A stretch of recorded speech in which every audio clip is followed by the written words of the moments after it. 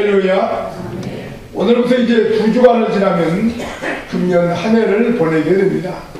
또 다음 주일은 주님이 땅에 오신 성탄절로 우리가 맞이하게 됩니다. 그래서 우리가 이제 2016년 참 길게 시작된 것 같은데 벌써 며칠 남겨놓지 않고 있습니다. 지나간 1년 동안 우리 개인과 가정 그리고 우리 교회와 우리 민족을 지켜주신 하나님 아버지께 먼저 우리가 감사를 드리지 않을 수 없습니다. 세상의 모든 일들이 그러하듯이 지난 한 해를 우리가 돌이켜보면 우리에겐 기쁜 일도 참 많았지만 어려운 일도 때로 있었다고 하는 것입니다. 그러나 우리 아버지 하나님은 우리를 사랑하셔서 하나님의 사랑의 물결로 우리의 모든 부족함과 허물들을 스쳐주시려고 우리를 하나님께로 가까이 불러주셔서 말씀 가운데 늘 함께해 주셨고 예배 가운데 지켜주심을 감사합니다. 그러므로 이제 우리의 마음속에 아직도 맺혀있는 것, 부족한 것, 잘못된 것이 있다면 서로 화해하고 화평의 나날을 보낼 수 있어야 될 줄로 믿습니다. 가정은 물론이거니와 성도들 간에도 아직도 응어리져 있는 것들이 있다면 서로 격려하고 화해하고 칭찬하고 그런 모습으로 한 해를 잘 보낼 수 있는 성도 여러분 되기를 원합니다. 성도는 한 해를 잘 보내야 되는 것도 중요하지만 새해를 준비하는 것이 더 소중하고 귀합니다. 그러면 우리가 어떻게 하면 새롭게 새로운 해를 준비할 수 있을까요? 새해가 된다고 해서 새 사람이 되는 것도 아니고 우리가 마음에 새로운 결심을 한다고 해서 1년 내내 새로운 결심 가운데 살아갈 수 있는 것도 아니라고 하는 것입니다. 그러나 하나님을 나의 아버지로 믿고 예수를 구주로 영접하며 성령님이 내 안에 오실 때에 우리는 새 사람이 됩니다. 그리고 하나님을 영화롭게 하는 삶이 되는 것입니다. 그러므로 이런 믿음을 가지고 이런 삶 가운데 살아가는 새해를 준비하는 저희들 되기를 주의 이름으로 축복합니다. 우리 갈라디아서 5장 24절 말씀 보면 우리에게 그 말씀을 요약해 주고 있습니다. 한번 같이 읽어보겠습니다. 그리스도 예수의 사람들은 육체와 함께 그 정욕과 탐심을 십자가에 못 박았습니다.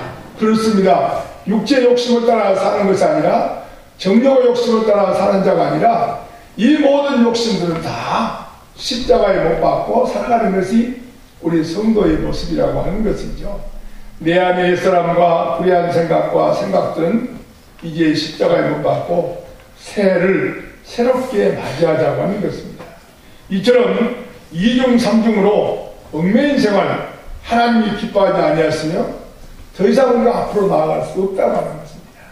성도들의 삶이 바쁘다는 이유로 세상에 한 걸음 놓고 하나님 앞에 한 걸음 놓는 삶은 하나님이 기뻐하는 삶이 될 수 없다고 하는 것입니다. 조금 여유가 있다고 새로워지지 아니하면 또 우리가 조금 어렵다고 새로워지지 아니하면 자신도 가정도 어려움을 겪게 된다고 하는 것입니다. 성도는 언제 어디서나 그리스도의 사랑의 마음을 가져야 됩니다. 그래야 저와 여러분에게 하나님의 축복이 함께 하신 줄로 믿습니다. 할렐루야. 우리가 여유가 있을 때 평안함이 있을 때 정신을 차리지 못하면 다 잃어버린다고 하는 것입니다. 또한 조금은 어려울지라도 결심하면서 새 마음을 가지고 성령의 충만함으로 묵은 해를 보내고 새해를 준비하시기 바랍니다. 새 사람의 삶에 필요한 아주 중요한 세 가지 요점을 오늘 이 시간 말씀드리려고 합니다. 첫째, 우리는 새해를 준비하고 금년 한 해를 보내면서 어떻게 우리가 할 때 하나님이 가장 기뻐하시는 모습이 될까 하는 것입니다. 첫째로 우리는 하나님의 영광을 위하여 살아야 된다는 것입니다. 그렇습니다. 제목을 한번 같이 읽어보십시다. 읽겠습니다. 시작. 하나님의 영광을 위하여 살아야 됩니다. 그렇습니다. 하나님을 나의 아버지로 믿고 영접한 사람 하나님 중심으로 살아야 된다고 하는 것입니다. 우리가 잘 아는 고린도전서 10장 31절 말씀도 한번 읽어보겠습니다. 그런즉 읽습니다. 시작. 그런즉 너희가 무엇을 하든지 하나님의 영광을 위하여. 그렇습니다. 우리 하나님께서 성도에게 요구하는 것은 무엇을 하든지 하나님의 영광을 위하여 하라 하는 것입니다. 그렇습니다. 그런데 오늘날 많은 사람들은 하나님의 영광보다는 자기의 영광을 위해서 이기적인 목적을 가지고 살아가죠. 그렇기 때문에 혼란스러운 것입니다. 하나님을 중심으로 하고 그분을 기쁘게 하고 그분의 뜻대로 말씀에 순종할 때 부족함이 없는 삶이 될 터인데, 하나님을 멀리하고 자기의 욕심과 자기의 소욕을 따라 살아가고 있기 때문에 항상 우리가 어렵고 흔들리고 그렇다고 하는 것이죠. 여호와를 자기 하나님으로 심는 자가 복이 있습니다. 하나님께서 함께 하시고 도와주신 민족은 궁핍함이 없다고 말씀하고 있습니다. 하나님은 하나님을 영화롭게 하라고 우리를 택해 주셨습니다.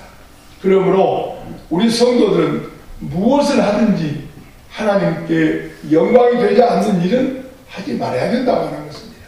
다시 말씀드리면 모든 것이 주의 영광, 하나님의 영광을 위하여 쓰임받을 때 하나님이 나와 함께 하신 줄로 믿습니다. 우리의 삶의 모든 목적은 하나님을 영화롭게 하는 데 있기 때문입니다. 그러므로 하나님을 중심으로 해서 살 때 하나님께서 우리와 함께 하시고 주의 은혜가 임하시도록 우리의 삶 가운데 형통과 기쁨의 삶이 될 줄로 믿습니다. 뿐만 아니라 성도는 교회 중심적인 삶을 살아야 됩니다.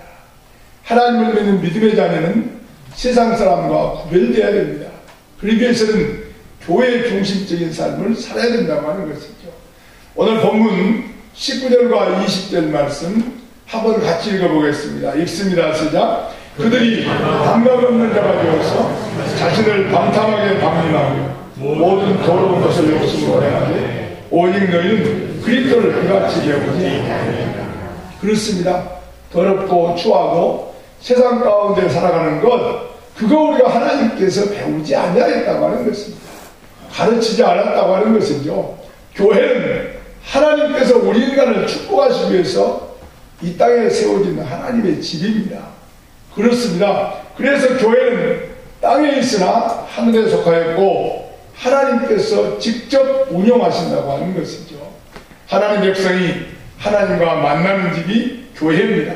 모든 성도들은 하나님의 백성이요 하늘에 속한 하나님의 자녀이기 때문에 교회를 늘 살아가고 교회 중심적인 삶을 살아야 된다고 하는 것입니다. 자, 1년에 가면 교회에서 보기가 드물 정도입니다. 한 달이면 한 번도 교회 나오지 않습니다. 그러면서 나에게 왜 직분을 안 주느냐고 이렇게 말하는 분도 있습니다. 예, 침노하는 자가 소중하죠. 천국은 침노하는 자의 것입니다. 주님의 성전을 사모하는 여러분 되시길 바랍니다. 그럴 때 주께서 우리와 함께 하신 줄로 믿습니다. 우리 성도들은 하나님의 백성입니다. 하늘에 속한 하나님의 자녀이기 때문에 교회를 늘 사랑하고 교회 중심적인 삶을 살아야 된다고 하는 것입니다. 세상에서 방황하면서 왔다 갔다 하면서 세상 것대로 살고 생각나면 잊어버릴 만하면 교회 한번 오면 하나님이 그 사람 기뻐하지 않는다고 하는 것이죠. 교회를 중심에 살아야 됩니다. 시편 134편 3절 말씀도 한번 같이 보겠습니다. 천지를 지으신 여호와께서 시온에게 복을 주십니다. 예, 어디에서 복을 주십니까? 시온입니다. 성전이죠. 하나님의 집입니다. 주의 집에, 하나님의 집에 나올 때 하나님과 함께 하신다고 하는 약속이죠. 하나님께서 성도들에게 복을 주시는 것이 교회입니다. 그러므로 성도들은 교회를 떠나면 흔들리게 되어 있습니다. 삶이 흔들리고 직장이 흔들리고 사업장이 흔들리고 몸이 흔들리는 것이죠. 교회와 멀어지면 영육에 궁핍함이 온다고 하는 것입니다. 중심이 바로 잡히지 않을 때 다른 것들이 끼어드는 것입니다. 또 우리의 삶이 깨어지고 부서지는 것입니다. 오늘 현대인들은 중심을 잘못 잡고 있습니다. 왜 그럴까요? 헛된 곳에 중심을 두고 살아가는 사람들이기 때문입니다. 예수의 중심, 하나님 중심으로 살아야 될 사람들이 다른 곳에 중심을 두니까 흔들릴 수밖에 없는 것이죠. 그렇습니다. 물질의 중심을 두고 있고 세상의 착취와 향락의 중심을 두고 있고 음란한 곳에 중심을 두고 있습니다. 그런 곳에 중심을 두고 어찌 하나님과 함께 할 수가 있겠는가 하는 것입니다. 그러므로는 세상 중심이 아니라 교회 중심 삶을 사는 것이 성도의 삶이라고 하는 것입니다. 두 번째는요, 하나님 말씀에 중심을 두어야 합니다. 한번 같이 읽어보겠습니다. 시작. 하나님 말씀에 중심을 두어야 합니다. 그렇습니다. 우리는 말씀 가운데 함께해야 합니다. 21절 말씀도 읽어봅니다. 시작. 진리가 예수 안에 있는 것 같이 너희가 참으로 그에게서 듣고 또한 그의 안에서 가르침을 받았습니다. 진리가 예수 안에 있습니다. 하나님 말씀 가운데 있습니다. 하나님은 우리가 어떻게 살아야 되는가를 말씀을 통해서 잘 알려주고 있습니다. 말씀은 우리 인간이 찾는 모든 보화가 들어있는 창고와 같습니다. 그래서 지난번에 추수감사절 때 제가 세례문답을 하면서 우리 중고등학생들에게 약속을 했습니다. 자, 졸업할 때까지 다 읽기가 어려울 테니까 신약성경만이라도 다 읽으라고 제가 약속했습니다. 조금 있다가 1월이 지나가면 우리 학생들 다시 개별적으로 물어봐서 얼마나 읽었는가를 제가 체크할 겁니다. 그렇죠. 성경을 읽어야 됩니다. 교회 10년, 20년 다니면서 성경을 들고 다니는 장식품만 가지고 다녔지 읽지 않는다면 하나님의 말씀과 함께하지 않는 것입니다. 그 하나님이 기뻐하지 않는 거죠. 하나님 우리가 어떻게 살아가는가를 말씀을 통해서 알려주고 있습니다. 말씀은 우리 인간이 찾는 모든 보화가 들어있는 것입니다. 말씀을 가까이 하며 말씀을 사모하고 사랑하는 자에게 하나님께서 하늘문의 창고를 열어주신 일로 믿습니다. 시편 119편 97절 말씀 볼까요? 내가 주에 있습니다. 시작. 내가 주의 법을 특별히 사랑하는지요 내가 그것을 종일 작은 소리로 읊조리나이다. 여기서 보면 주의 법이 하나님의 말씀입니다. 그리고 이어서 105절에서 읽습니다. 시작. 주의 말씀은 내 발의 등이요 내 길의 빛이다. 어둠의 밤길을 걸어갈 때 등에 불이 있으면 우리가 편안히 갈 수 있죠. 또 우리가 빛이 없으면 살 수 없습니다. 그런 것처럼 발의 등불을 비춰야 넘어지지 않는 것이죠. 이 세상에서 길을 잃어버리고 잘 가는 방법이 어디에 있습니까? 말씀을 따라가야 되는 것이죠. 어른 아이 할 것 없이 말씀을 따라 모두 등불이 꺼진 삶을 살아가고 있다면 우리는 어두움 가운데서 방황할 수밖에 없다고 하는 것입니다. 18세기 영국이 경제적으로 몹시 어려웠습니다. 도덕적으로 타락했습니다. 옥스퍼드 대학에서 요한 웨슬리를 비롯해서 많은 사람들이 성경을 연구하기 시작했습니다.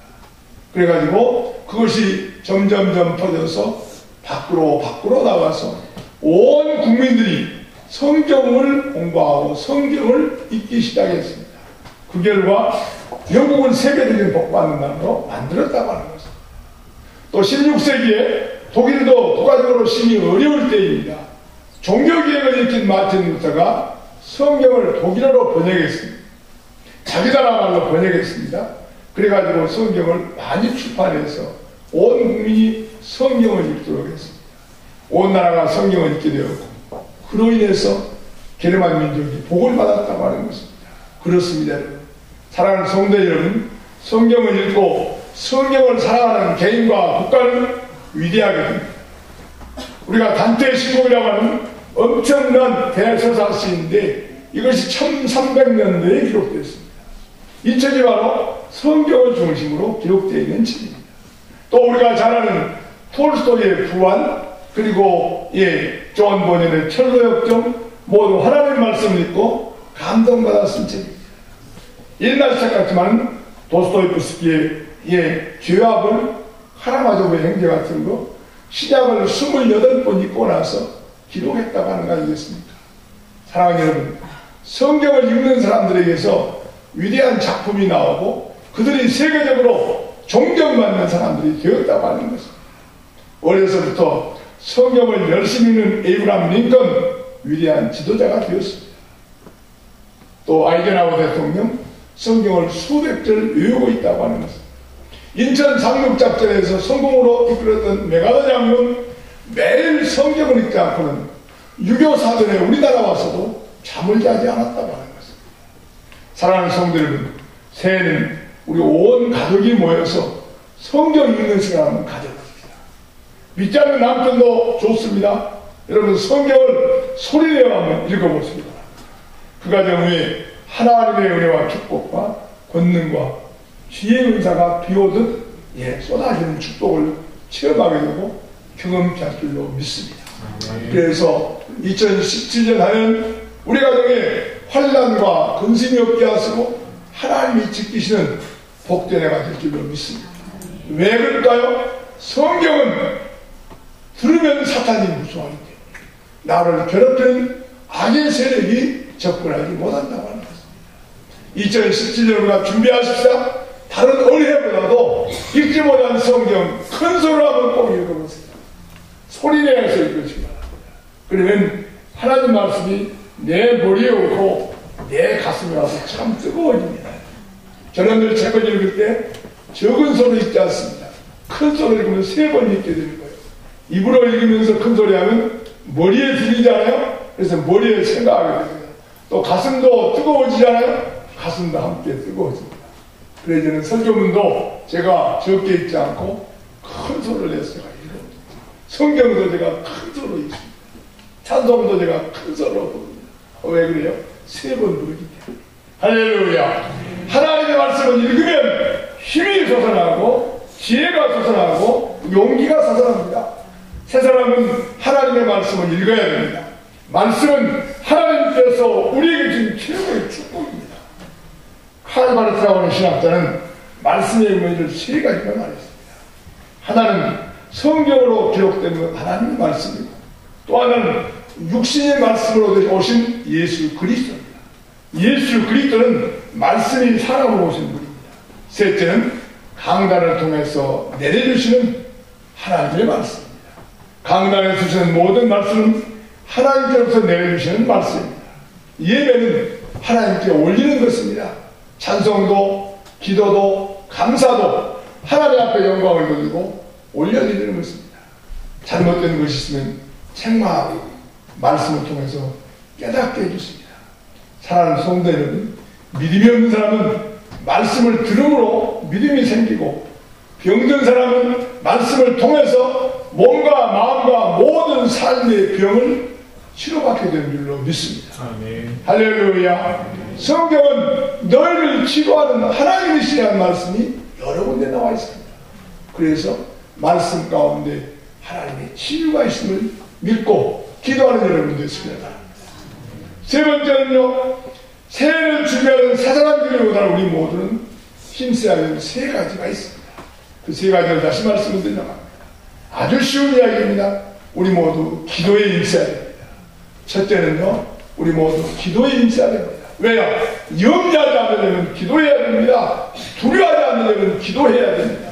신명기 4장 7절에요 이렇게 써져 있습니다. 읽어보겠습니다. 시작. 우리 하나님 여호와께서 우리가 그에게 기도할 때마다